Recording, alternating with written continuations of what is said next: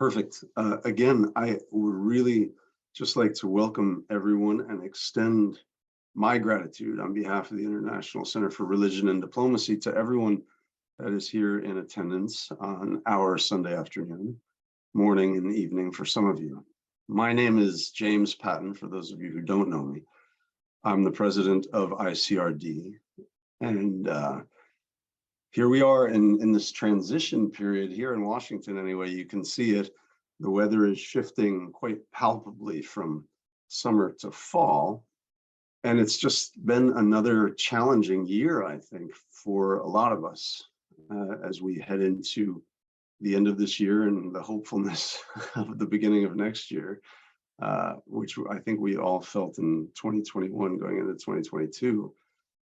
And with all of the social, the public health, the armed conflict issues that seem to be ubiquitous in the world and have certainly overwhelmed the news cycle, we thought at ICRD that it would be nice and we'd take an opportunity to hear from people about ideas, about stories from the field, anecdotes, programs, from folks who are working towards and committed to the prospect of a more peaceful future, to restoring social cohesion, to solving shared problems, and honestly, just to elevating the best of who we are as a human community in support of mutual understanding instead of mutual harm.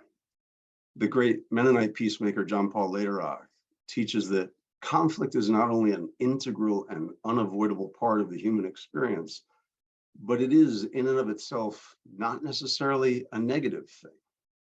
The question we have to ask is, does conflict transform our relationships and our institutions into something that better serves each of us? Or does conflict deteriorate into a zero-sum contest in which adversaries are driven to violence? So today we are commemorating the UN Day of Nonviolence and celebrating those who seek ways to overcome our differences in ways that don't involve suffering and destruction that comes with armed violence. So as part of that recognition, I personally would like to honor the life of renowned thinker and professor and businessman and champion of nonviolence, Peter Ackerman, who passed away in April of this year.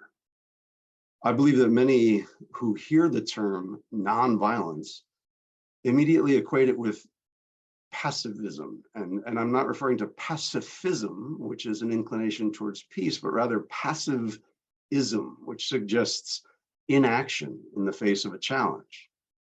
Now, Professor Ackerman, and like those whose example he elevated, from Martin Luther King Jr. to Mahatma Gandhi, they saw nonviolence as anything but passive.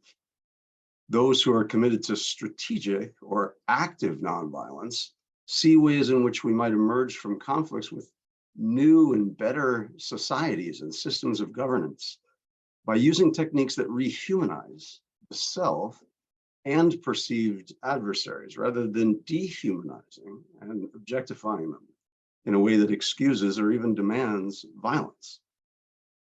As a violence prevention organization that seeks to identify and elevate the values that we share across our different religious expressions, ICRD's success has been the result of 4 strategic objectives. The first of our strategic objectives is to counteract those who would manipulate religion in service of violence. One example of this kind of work is our ongoing effort in Saudi Arabia. We've dedicated a decade to supporting the removal of intolerant content from public school textbooks, particularly those related to religion, in an increasing partnership with the Saudi Ministry of Education. Now, these are books that have helped fuel a spread of radicalization globally and have been used by groups like ISIS to educate children in territory that they control. So over the years, we've supplied the ministry with different findings as we progressed, and I'm grateful to note that in the last few years, the Ministry of Education in Saudi Arabia has made remarkable strides in removing content that taught students to hate those who do not share their religious identity, and in some cases, justified violence against them. This spring, we conducted an educator training program in the kingdom, sharing material from critical thinking to religious literacy, from human rights to conflict resolution, all grounded in the history and the values of Islam. Our second objective at ICRD is to increase the capacity of religious peacemakers. We've done so through trainings on a range of themes, such as conflict resolution and preventing violent extremism, from the Philippines through North Africa. And for example, in Yemen, we've remained active despite that nation being torn apart by war and an unprecedented humanitarian tragedy, by working closely with our local partners, including Partners Yemen, who I see present here. And how does that manifest? What does it look like? I'll ask you to picture, for example, a Yemeni faith leader standing in a barren desert area surrounded by young men in an area where militant groups like Al-Qaeda are very active in recruiting such youth. But here they're struggling to install water pipes to bring relief to a parched community. The little water infrastructure that was provided by the government before it disappeared was now a source of conflict between different communities. And after our training, religious and tribal leaders determined what kind of programming would not only relieve that conflict, but would also engage at-risk youth in a way that gave them much needed sense of purpose in the community. Now, following that project, community members said they used to think the government had to do these programs. And then when that failed, they turned to the militant groups to provide those services. But after this project, they said they felt they can do these things themselves and they would no longer accept the violent extremists. In fact, one youth participant stated, after this project, I want to be an important person in my community. I want to be a mediator of conflicts. Our third objective is to create more religious peacemakers. In Colombia, for example, the site of the longest running war in the Western Hemisphere, we worked with religious women to train them in the art of reconciliation. Many of these women were themselves victims of the brutal and intractable violence that has marked Colombia, but they set aside their own pain and anger, learning how to help heal the broken relationships caused by the conflict, and supporting combatants who chose to relinquish their weapons and leave the battlefield in order to return to the communities. And faith played a key role. In one session, for example, a discussion between former combatants and victims had grown very tense and emotions were raw. Now, a group of the Christian women peace builders went into the rooms of the convent where we were staying, and they came back dressed in bedsheet robes and began to reenact a passage from the gospel where an adulteress is dragged through the streets and thrown in front of Jesus. Now, he's goaded by the authorities to order her to be stoned, as the law requires, but instead delivers a well-known line, "Let the one amongst you who has not sinned cast the first stone." The women in the group then talked about how they, as followers of Jesus, should act when confronted with unrepentant perpetrators of violence.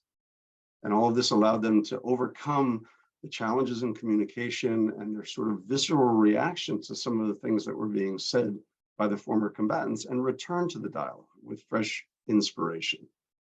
And not only that, but the indigenous women faith leaders who were participating, despite not sharing the same belief system, they were moved by the values inherent in the story and expressed their own commitments to ideas like pardon and restorative justice, which all led to a much stronger bond between the women of faith peace builders, despite the distinctions in their faith practices. Our fourth objective is to try to tie religious peace building together with other kinds of peace building. Oftentimes we silo religion and religious action, religious intervention from other things, thinking that it's separate, but it's not. It's all part of the same dynamic. ICRD, for example, produced reports on how best to engage with nonviolent but fundamentalist religious actors in areas where recruitment into militant groups is very high. Counterintuitively, perhaps research has demonstrated that religious devoutness in some of these communities is actually inversely correlated with radicalization to violence. It seems those who best know their faith in these spaces seem much less likely to be swayed by extremist narratives that abuse and simplify doctrine to justify violence. In places like Morocco, Tunisia, Yemen, Spain, we looked at how to engage Salafi imams as allies in the effort to prevent violent extremism. We produced policy papers for the broader community of practice and local policymakers, posing the question, if you were to engage these communities, what would you need to understand? And why engage fundamentalist communities rather than isolate them? Well, not only because isolation has been shown to be a primary driver of radicalization, but because these imams share identities with youth that are particularly vulnerable to extremist recruitment and are best positioned to persuade them to reject these groups. Now, this morning, I saw a news item in which one of our nation's prominent politicians claimed that followers of the opposing political party, an ill-defined and oversimplified identification of millions of fellow Americans, were bent on slaughtering those with whom they disagree. This is dangerous and startling language, and yet it is becoming more common in the American political and media landscape. There's a pathway to violent identity conflict that can be recognized throughout history, from civil wars to genocide. Step one, create a narrative of simplification of the identity of the other and the self. Eliminate nuance from that discourse and put that binary in opposition. Step two, describe the values and needs of each group as competing for the same limited resources. Now, these resources don't have to be material. They can be things like public influence or morality. Step three, polarize right and wrong in terms of those values, with the oppositional group obviously being wrong. Again, there's no room for nuance here. It doesn't help mobilizers who seek conflict to have the group they wish to mobilize thinking, well, they're not all like that, or they're not all bad. Step four, turn the zero-sum narrative from resources to survival. It's one thing to not be able to share resources in a compatible way, but quite another when coexistence becomes impossible. And then step five, create a sense of imminent threat. If the opposing group and one's own group are seen as not being able to coexist, it stands to reason that one or the other must disappear. If you can convince a homogeneous, oppositional, righteous group of followers they are about to be destroyed, only one option remains: destroy the enemy before they destroy you. And of course, when you add religion, divine sanction for violence, demonic forces at work, it becomes all that much more difficult to untangle legitimate concerns, fears, and grievances from hateful rhetoric, prejudices, and misguided anger. In light of such a climate here in the United States, ICRD has launched its first major domestic program. We will be developing methods for constructive dialogue together with conservative faith leaders whose communities are at risk of radicalizing to violence. Now, polarization, which is the state in which we find ourselves, rightly implies choosing ever more starkly opposed identity groups. So it's correct to wonder why our program begins focused on conservative communities.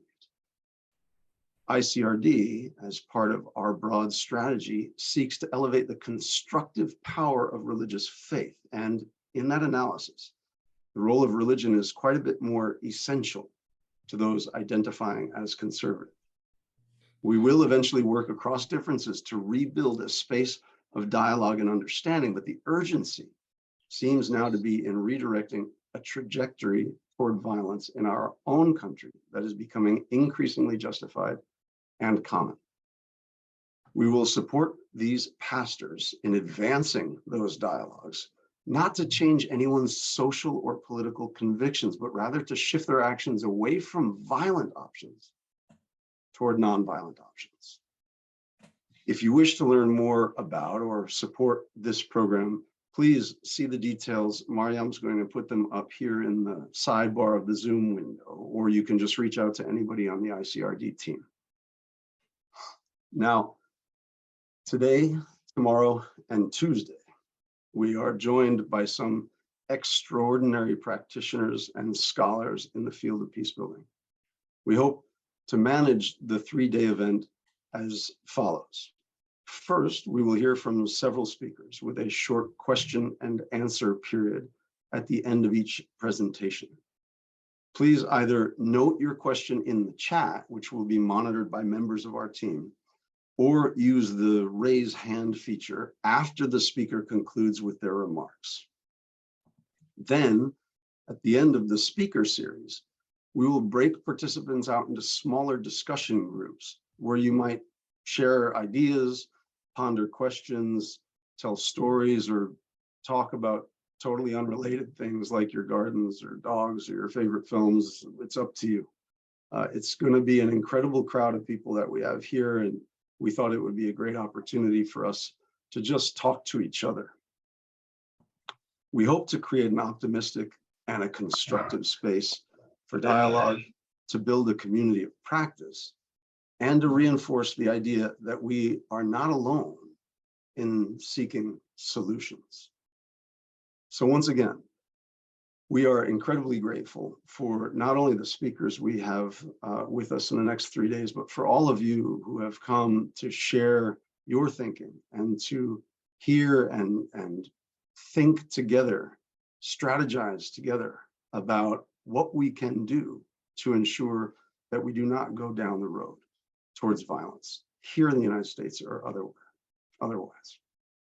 So with that said, I would like to just briefly introduce today's speakers. I'm going to introduce them in advance of their presentations, and then we can have a few minutes for a general Q&A if you would like, before we turn to our first speaker, who is the Reverend Dr. Gary Mason.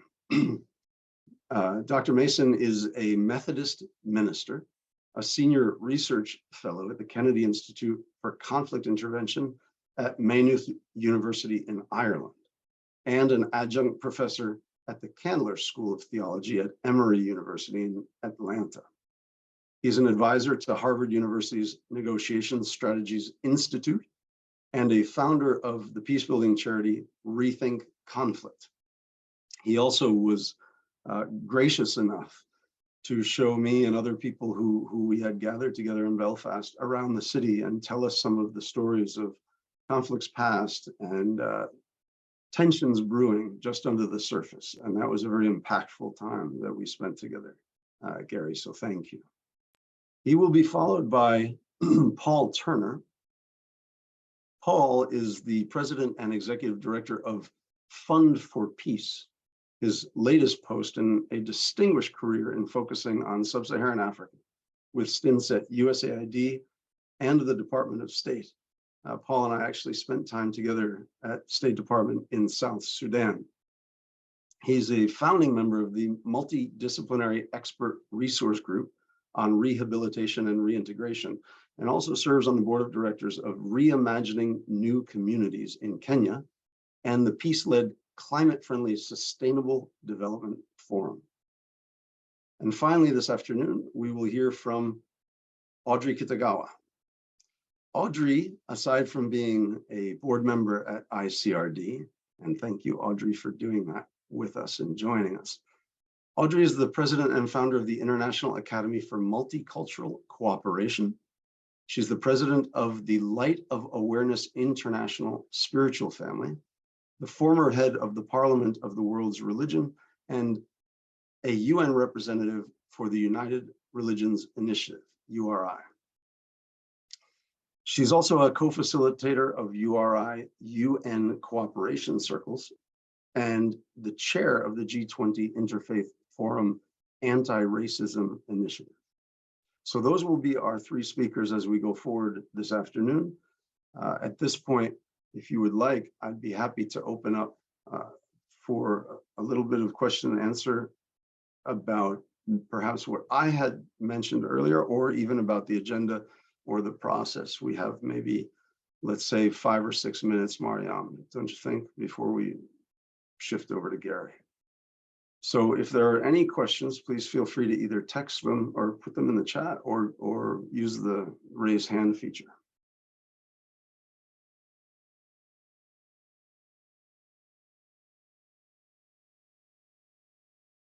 Mariam, in the meantime, do you have anything to add in terms of logistics and how we hope to proceed? And I just want to give a shout out to Mariam, Martine Miller, the Vice President of ICRD, Mally Strickland, the Executive Assistant, for all their great work in setting this up. But please, Mariam, if you have anything to add. Yeah, I would just say firstly that we are so incredibly grateful to all of the speakers that have given their time and generosity to be with us for the next 3 days, to share their experiences and insights. And like James mentioned, to the ICRD team for whipping this up in the last 3 weeks. And just the overpouring amount of support that we're getting from all over the world. Really, we have about 97 participants right now, which is amazing. So in terms of logistics, we'll have like a 10-minute Q&A after each speaker presents. And so please feel free, as speakers are talking, to put your questions in the chat, and we'll be recording them and then going through them once the Q&A starts. And depending on the number of questions, we'll have the opportunity for you to have that kind of raise your hand and ask a question as well, depending on time. And then in terms of the networking session at the end, we'll do breakout rooms, as James mentioned before, and you'll kind of have your time to make connections, network, talk with everyone, start conversations. And yeah, so I think it's fairly straightforward. I don't see any questions for James right now, but again, please feel free to use the chat as much as you want for comments, questions, anything. And once again, we're just really grateful for the support and the interest, especially that everyone is giving to this event. So thank you. Yeah, that's great. Thanks. And so in the absence of immediate questions right now, why don't we go ahead and invite Gary? I'm sure it doesn't matter too much that we are a little ahead of schedule, because I imagine that the breakout sessions at the end will have a great deal of interest, and people will be able to spend even more time together. I would imagine we'd also have a lot of questions for our speakers. So Gary, if you would be so kind to step forward, the microphone is yours, sir.